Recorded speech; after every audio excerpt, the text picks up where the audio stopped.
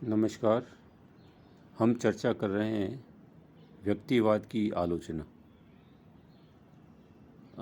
व्यक्तिवादी विचारधारा अतिशयोक्ति से भरपूर है। निष्पक्ष अध्ययन से यह बात स्पष्ट हो जाती है कि उनके राज्य, समाज, व्यक्ति और स्वतंत्रता संबंधी विचार ठीक नहीं है। पहला, राज्य आवश्यक बुराई नहीं है। व्यक्तिवादियों के अनुसार व्यक्ति को सुरक्षा प्रदान करना, बाहरी आक्रमणों से देश की रक्षा करना राज्य का कोई कार्य नहीं है, अतः राज्य आवश्यक बुराई है। वस्तुतः राज्य एक प्राकृतिक तथा आवश्यक संस्था है। उसने कला, संस्कृति, विज्ञान तथा सभ्यता की उन्नति में महत्वपूर्ण योगदान दिया है। अरस्तू का कथन है कि राज्य की उत्पत्ति मनुष्य की प्रारंभिक आवश्यकताओं की पूर्ति के लिए हुई है और उसका अस्तित्व सुखी जीवन प्रदान करने के लिए है। अतः राज्य मानव कल्याण के लिए स्थापित एक स्वाभाविक संस्था है। दूसरा, राज्य के कानून लाभदायक है। व्यक्तिवादियों की यह धारणा गलत है कि राज्य के कानून व्यक्तिगत स्वतंत्रता को कम या नष्ट कर देते हैं। असीमित एवं अमर्यादित स्वतंत्रता तो संपूर्ण सामाजिक एवं राजनीतिक जीवन को नष्ट कर देगी।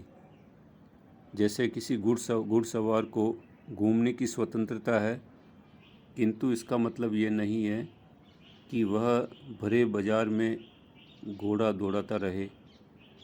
एक व्यापारी को व्यवसाय करने की स्वतंत्रता है, लेकिन उसको इस बात की स्वतंत्रता नहीं है कि वह मनमाने दाम लोगों से वसूल करे। इस तरह राज्य के कानूनी नियंत्रण के अभाव में सामाजिक जीवन संभव नहीं है।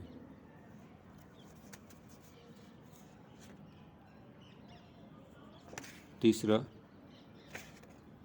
व्यक्ति समाज पर निर्भर है। व्यक्तिवादी व्यक्ति को स्वयं पर्याप्त, स्वयं में केंद्रित तथा राज्य एवं समाज से सर्वथा स्वतंत्र समझते हैं, किंतु वह पूर्णतः समाज पर निर्भर है।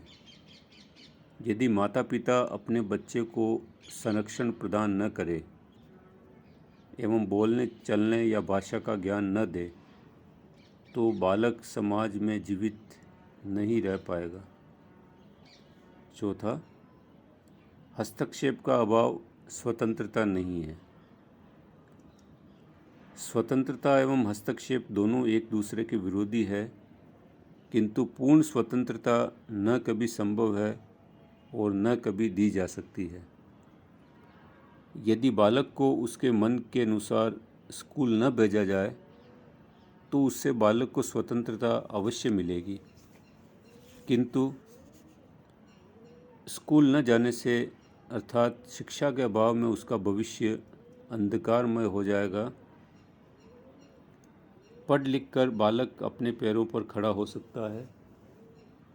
इस हस्तक्षेप से उसकी स्वतंत्रता असंख्य गुना बढ़ जाती है। पांचवा, आर्थिक तर्क अमान्य है।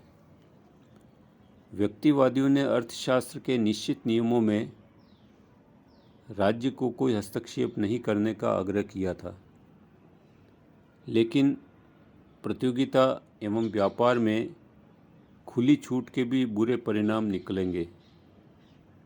इसके कारण एकाधिकार की प्रवृत्ति बढ़ती है और एक ही व्यक्ति उद्योग का स्वामी बन जाता है।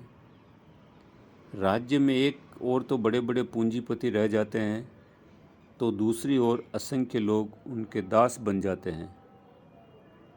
एक लंगड़े तथा कार में चलने वाले व्यक्ति की दौड़ कभी भी न्याय संगत नहीं ठहराई जा सकती है। छठा, जनसंख्या का नियम अमानुषिक है।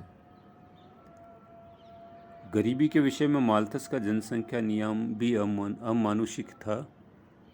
यदि कपड़ा कम हो तो माल्थस के अनुसार कपड़ा अधिक खरीदने के बजाय कोट बनवाने वाले का हाथ ही काट लेना चाहिए।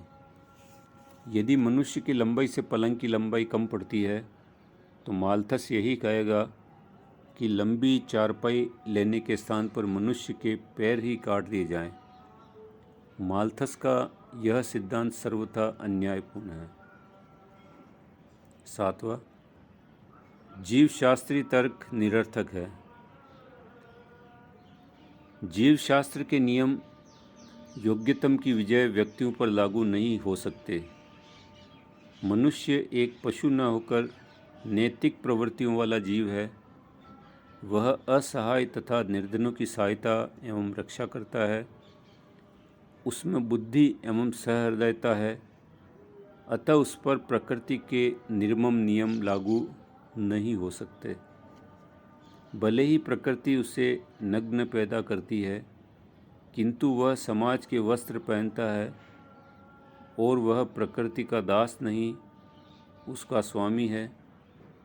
जो व्यक्ति दरिद्रता में पैदा होते हैं और जीवन की दौड़ में पिछड़ जाते हैं, उसे हम अयोग्य नहीं कह सकते हैं।